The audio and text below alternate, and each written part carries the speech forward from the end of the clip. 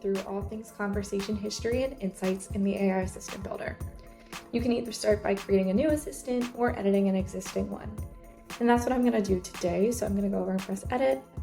You can see I've already named the agent, chosen the model for it, as well as provided instructions and a greeting. I've also already chosen my voice and transcription models. So then that takes me to the Insights tab. So I've already created some different groups, but I'm going to walk you through how to create a new one. So you'll click Create New, and then we'll name this Insight Bucket for demo.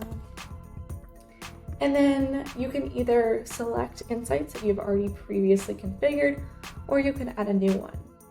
So I've already configured it, but I'll show you what it looks like to create an insight. All you have to do is provide the name and then instructions. So I'm just going to call this summary, provide an overview of the conversation. We'll call it summary 2.0 because it's not going to let me name the same thing.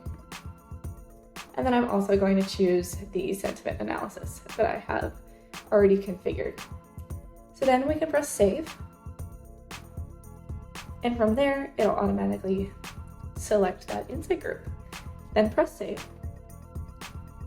And then we can move on to the telephony tab. I've already assigned a phone number, so we're good to go there. And then after we have conversations, this is where that conversation history will pop up.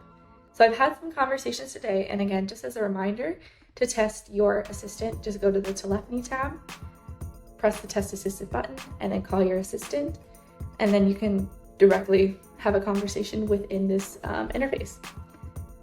So if we want to navigate to conversation history, this one is a positive experience that I had. So click the little eyeball and you can review the entire transcription from the conversation. And this is available directly after your call. So you can review it, see kind of what went well, what didn't, etc.